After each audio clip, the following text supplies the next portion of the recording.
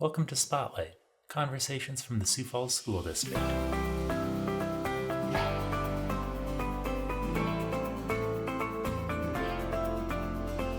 Join us as we share voices from across our school community and take a closer look at the experiences, ideas, and people that make Sioux Falls Public Schools a place where students love to learn and grow.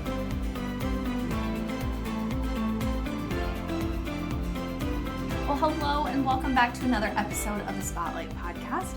I'm Carly Youthy, Communications Strategist for the Sioux Falls School District, and I am super excited to be talking to today's guest. Allison Struck is the Executive Director of the Sioux Falls Public Schools Education Foundation, and I've had the pleasure to get to know Allison over the past 8 years, and I truly mean this when I say she has one of the biggest hearts for both our Sioux Falls School District educators and our students. The foundation is just so lucky to have someone like her at the helm of the organization, and I can't wait to talk more about her work and the work of the foundation. So Allison, welcome. Thank you for being here today. Yeah, thank you, Carly. Thanks for having me on the show, the podcast. Yes. Okay, so you started 2018, right? You started with the foundation? Yes. Okay. Can you tell me a little bit about your background and what drew you into becoming the executive director for the foundation? Yeah, so I'm just a proud public school kid, and I've had so many fantastic teachers in my life. So this position opened up in mid-2018. The Education Foundation Board of Directors at that time worked with Dr. Maher and the school board, and with their approval opened a position, and I applied, and I was lucky enough to receive an offer. So prior to that, I had worked at Feeding South Dakota for 7 years. I did child hunger programming, and then made the move in mid-2018 to join the Education Foundation. Yeah, and I imagine there's probably some overlap too with Feeding South Dakota and the public school system. Yes, I had been in all of our schools doing the backpack program. We had a couple school food pantries going at the time with Axtell Park and Whittier. Had worked closely with some principals and counselors just to make sure that we were addressing some of those hunger needs in our buildings and with our kids. And so, just very lucky to make the move. I loved my time at Feeding South Dakota. And if I was going to leave, it was going to be for an opportunity like this. Yeah. Now, so you joined the foundation in 2018, but the foundation has been in existence for quite a long time before that. Can you tell us just a little bit about the foundation and how it got its start? Yes, so the foundation was actually started by a group of just dedicated community members and educators in 2008. They worked with an attorney who was on the board at the time, filed articles of incorporation, submitted all their paperwork to the IRS, and that's when they got their 501c3 designation. So we are a registered nonprofit with the IRS, and they operated for 10 years. Just with a group of volunteers who were meeting, once or twice a month. And then when they kind of looked at the big vision for the organization, that's when they decided that they needed someone to come on and help implement that. So 10 years without just those volunteers. Yes. What kinds of things did they do over those 10 years? Because I imagine the program has changed quite a bit, and we're obviously going to talk about how it is now. Yes. But do you have any knowledge of what it was like back during those 10 years? Yes. So they started with their classroom grants. That was kind of the focus. Okay. They knew that teachers were spending money out of pocket to buy materials to supplement the curriculum, to enhance teaching and learning. So that was the first focus. Then they were talking to district staff and teachers, and something that came up was that when you start teaching, it's very expensive to equip your first classroom. Yep. And so then they started the first-time teacher grants, and those were awards that were given to all first-time, first-year teachers. They held some events in that 10 years. They used to do a golf tournament. The grants were named. We had a couple different names that we've used, but it was really, what can we do to support teachers in the district so that they can help students in the classroom? Yes. And some of those things are still obviously very much in existence. But, in a district as large as ours, there's obviously a lot of needs in really every aspect, whether that's like student needs beyond the classroom or a staff member in the classroom. How do you determine where the money goes? Can you talk about the 3 focus areas of the Education Foundation? Yes. So our 3 focus areas are curriculum enhancements, talent and recognition, and student success. And under the curriculum enhancements umbrella, we have 3 different grant programs for teachers. I mentioned the first-time teacher grants. So those are $250 awards that are given to all first-time first-year teachers. HR provides me a list, and if that teacher is eligible, they receive the $250. Okay. So they can use that to purchase supplies for their first classroom. And that's just really a great program to welcome staff not only to the Sioux Falls School District, but just to the community to say, we see you, we appreciate your investment. Here's a little something to help you get started. Our second program we started last year after we held some listening sessions and focus groups. Teachers told us that they're all spending money at the start of the school year, not just new teachers, which we knew, but it was nice to just hear that reinforced. And so last year our board allocated funding, and we started a new program called Replenish the Room Grants. Any teacher who has taught for 2 or more years can apply for a $250 grant to purchase things like classroom sets of books, new board games, dry erase markers, organization kits, flexible seating, whatever they might need. We might have a teacher who spent 18 years in kindergarten and now she's moving to 4th grade. So what she was using in kindergarten might not be useful to her in 4th grade, and so she needs some new supplies. Maybe they're moving to a different building. Maybe they are going into like a specific content area. They're moving out of a classroom into science or social studies. So we awarded 120 of those grants last year, and we did 152 of those grants this year. So there's definitely a need there. And then our final grant program is our Public School Proud Grants, and we are in Public School Proud Grants season. I have that written down. I feel like you just awarded last year, and now we're already preparing for this year. Sorry, I cut you off. Keep going with that. No, so any teacher in the district can apply for up to $10,000 to purchase materials that will give students hands-on immersive opportunities. This past spring, we awarded 110 grants through this program. We have surpassed the $1 million mark in investments for our Public School Proud Grant program. So teachers I've already fielded a couple questions this morning from teachers who have an idea and want to submit, but we're really focusing on what can we do to enhance teaching and learning through this grant program. What can we provide teachers that's going to enhance the curriculum and content standards, that's really going to ramp up student engagement, to give them opportunities they might not otherwise have if it's not going to happen in the classroom. Sure. And that's just the curriculum enhancements piece. That's just curriculum enhancements. And that's a lot. Yes, so that's one focus area. Our second is talent and recognition, and that's really our staff appreciation activities. So every fall we go to every building and drop off treats just to say thank you to staff. We have given 14 of our low-income schools $5,000 each to use for staff appreciation in their buildings. So that may be like catered meals. Right now we're in conferences, so we have provided the funding to do catered meals on site. We provide things like spirit wear, so staff can get a t-shirt or a hoodie or a coat with the school's logo. We have done coffee trucks. Those have been very popular. We know a lot of educators run on caffeine. And then like during Teacher Appreciation Week, we go out and do surprise cupcake deliveries. And then we also launched a new mental wellness initiative last year.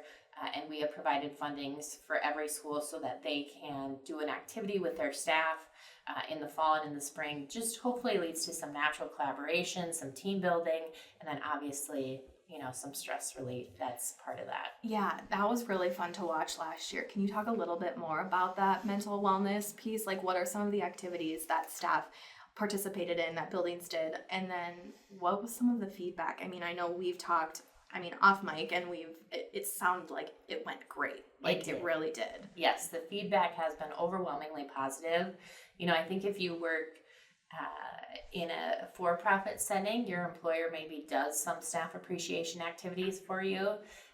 And so this was something, again, that came up from our listening groups and focus sessions. And so we have worked with a private donor to secure funding for these activities. And staff have done art classes together. They have, either done them on site or gone to a workshop and done like a make and take project. Yes. We've had a number of buildings do gardening activities. So they have done porch pots, and then they get to take those home. We had a couple of our buildings that have done goat yoga. I was just going to say, talk about the goat yoga. Yes, so they've gone out and done goat yoga. We've had some buildings that brought yoga instructors into the building to teach staff like chair yoga or breathing exercises. So things that they can do just, during a break or their free period. And so they've been really creative in the ideas. And I think the buildings where staff have taken ownership, it's like they have so many ideas that they want to try. So that has been a new addition to our talent and recognition focus area. I have loved like seeing pictures and hearing about the feedback from all that. So the first two focus areas really very celebratory things, really incredible things that are making a difference in our classrooms. They're making a difference with our staff members. And the third area is just as important, but maybe a little bit more real life. Can you talk about that? Yes, the third focus area is student success. And that is where we, the Ed Foundation, provide funds for our counselors and social workers, and then they can connect students and families in crisis with emergency food assistance, personal hygiene products, winter gear, school supplies. We've also used this fund to install washer and dryer sets in 3 of our buildings. Yeah. Staff had said that if we could get them a washer and dryer, they would wash the students' tops and bottoms during the day so they can send them home with clean clothes at night. A number of our families lack access to a laundry facility, and so staff have agreed to do that. We've also purchased car seats and booster seats for our liaisons who are transporting kids to and from school. A couple weeks ago, we sponsored 3 buses to take high school students up to the National College Fair in Minneapolis. So again, giving them opportunities they probably would not have if it were not for us helping to fill that gap. Yeah, a lot of those things are really, like you said, creating opportunities, but also helping our kids get to school and be safe in school and things like that. Just really important focus area as well. Yeah, and I think that ties back to my work at Feeding South Dakota. We all know that in order to be focused and engaged in the classroom, students' basic needs have to be met. So we need to take care of those first. And then, we can push everything else that's happening in the classroom. How did you get to those 3 focus areas? Like, how did those come about? Because obviously when you're a volunteer, when you've got volunteers running it for 10 years, when did those come to be is what I'm trying to say. Yeah. Every year our board we have a retreat and we go through a planning and visioning process for the next couple of years. Yeah. And so we really solidified these 3 focus areas a couple of years ago. And so whenever we're looking at starting new programs or funding something new, we're always making sure, does this align with our mission and our vision? Yeah. Does it fit under one of the 3 main focus areas? And again, we feel like we're able to help students and we're able to support staff. Yeah. The Replenish the Room grants, that came out of a focus and listening session with teachers. Yeah. Same thing with the buses for the National College Fair. It was just a conversation, then I took that back to my board. The washers and dryers, the car seats and the booster seats. It's really been staff who have coming to us saying, here's a gap, can you help us fill this need? Yeah. Speaking of your board, I've heard you say several times that you are just so lucky with the board that you have. Can you talk to us about the role that they play and who are some of those people that sit on the board, past and present? Yes. So our board really serves in an advisory capacity. And then when I came on, I was hired to help manage the day-to-day tasks so that they could focus on kind of the big vision work that we do. So we have individuals from education, financial services, event planning, legal, all of those sectors. We have representation on our board, and they really help, drive the mission for the foundation. Yeah. So our current chair is Seth Peterson.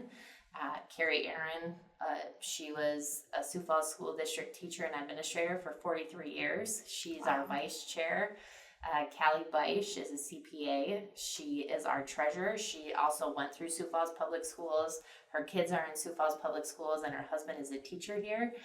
So, just people who are very engaged and supportive of what's happening in the Sioux Falls School District. Yeah, I think you're such a special person because, like I said in the opening, you have such a heart for educators and our students, and I think the people that make up your board share that same sentiment is what I really get. Yes, they are hands-on, the most engaged group of people. I so enjoy working with them, and they're very committed to the work that we do and finding ways that we can continue to support teachers and students. Yeah. So you're a one-person team. You've got a great board, but you're a one-person team that oversees a nonprofit that serves the entire Sioux Falls School District. So we're talking about 24,000 students, 3,600 staff members. I mean, that's a lot of work. I've witnessed you firsthand running from like building to building, delivering donuts to staff meetings, or cupcakes for Teacher Appreciation Week, like you mentioned, or doing grant announcements, meeting with donors, all the things. And sometimes that all happens on like the same day. Yes. But you always do it with like a smile on your face. Can you tell me if there's like one story during your 8 years with the foundation that sticks out that makes you like step back and say like, wow, it's really all worth it? You know, I think just this year with we started the Replenish the Room grant program last year, and we did 120 grants. And this year we awarded 150. We had more than 400 teachers apply in 36 hours. Wow. And when we announced the awards, the number of emails and just handwritten thank you cards I received from teachers who got $250. You know, I mean, in the grand scheme of things, I know that they're spending much more than $250 throughout their career to buy supplies for their classroom. But teachers who told me, you know, I'm closer to retirement than I am to being a new teacher, and I've never had an opportunity like this before. There was another teacher who sent me a card, and she said, you know, that when I found out that my name had been chosen, it made my whole day. And then she wrote, actually, my whole year. Oh. And that was for a $250 grant. Yeah. You know, but just to relieve some of that burden on staff, for the National College Fair, sending students up to Minneapolis, one of the district employees I was visiting with, she said, you know, we as counselors talk about this, how many students have never been outside of Sioux Falls. And so they're high school age students getting on a bus, and this is their first opportunity to go outside of the Sioux Falls area. Yeah. And, you know, every year just going in when we announce public school proud grants, and, you know, some of the teachers, like I remember when one teacher jumped out of her chair and just had tears in her eyes. She was so excited because it truly is an investment in their idea. Yeah. You know, if someone believed in what they were doing so much that they were willing to give money to fund this project. Yeah. And so it just, you know, there are so many moments like that when you get into buildings, and then you go back the next year and you get to see students using these programmable robots or playing their ukuleles or the art projects that they've created with the supplies you funded. So too many moments to pinpoint one, but this really is a job where you see the impact of your work. Absolutely. You mentioned the grant program again just there. So like we said, public school proud grant season is here. It is upon us. Yes. Can you tell us what that looks like if a teacher is listening, the requirement? I know you mentioned it earlier, but just kind of restate what those requirements are, when the deadline is, how they would do that. Any teacher in the district can apply for up to $10,000 to purchase materials that will give students a hands-on immersive opportunity in the classroom. So the grant application has been emailed out. It's on the district dialogue every week. The deadline is November 21st. So Friday, November 21st at noon is the deadline. All the applications come in and they're screened by a couple different committees. And then the Education Foundation Board of Directors will determine the final funding allocation, typically at the February meeting.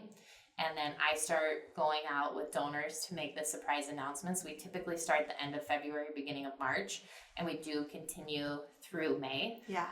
Most of our elementary schools and high schools all have their staff meetings on Wednesday afternoons. So to get to all of them. One person team, it's a little hard. We're double and triple booked.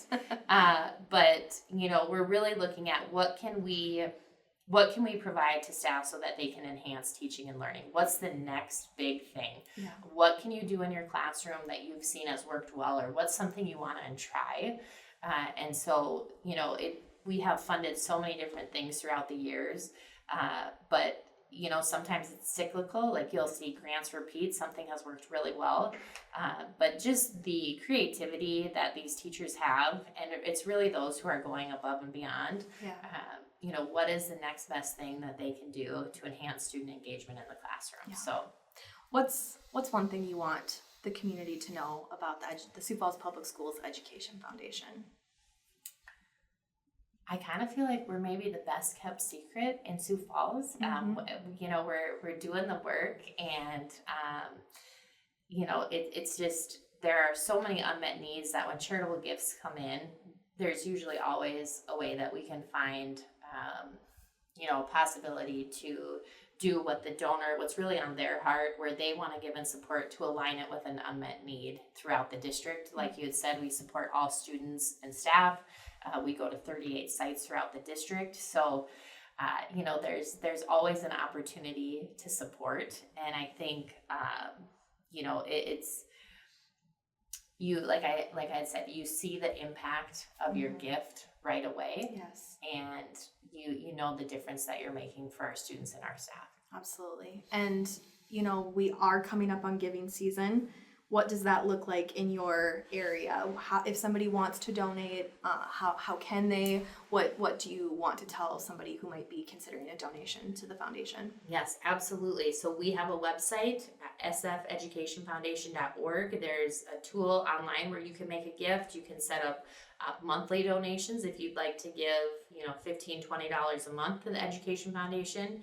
You can mail a check to our P.O. box. That information is online. My office is out of IPC, so you can drop off a check here. Specifically, as we head into giving season, you know, I think there are, you know, sometimes you just have that person in your life that doesn't need anything else, or they can purchase it for themselves, you know, and so this is a way where you can support children and teachers in the community by making a holiday gift in their honor. Then we can follow that up with a special card to let them know a gift has been made. We often hear about kind of the Angel Fund this time of year, so supporting unpaid student lunches. The Education Foundation can facilitate those gifts, so if you would like to help do that, you can write the check to the Ed Foundation. We'll process the tax acknowledgement letter, and then the money will go and support our students to help cover their lunch. Wonderful. Is there anything that I mean, we could talk about the foundation. I could talk about the foundation for days. I think you are doing just such incredible work, and I'm so appreciative to you and your board and just everything that you're always doing. And if I missed anything, please let me know. Otherwise, I'm just so grateful to have you here and talk to you. I think the last thing I would just say is thank you to the Sioux Falls community. There are so many incredible donors who support the work that we do. And then I have such an engaged board, and we're really here to support students and staff. When I go into buildings, just the amazing opportunities that students have. I mean, I think other than my parents, I've always thought that teachers had the greatest influence on my life. Yeah. And I want that for my kids and everyone else's kids. And so, you know, we need to continue to support public education. We need to support our teachers. We have to take care of them so they can take care of our kids. And this is one way. It's kind of a one-stop shop where you can, if you support the Education Foundation, your gift has a ripple effect at, you know, for our youngest kids, all the way up through our students who are in high school, and then those we support through community campus. Yeah. It's really just, it makes a difference across the board, both students and staff. So thank you so much for being here. Good luck with Public School Proud Grant season. I can't wait to start seeing those awards going off in spring. So thanks for being here. Thank you.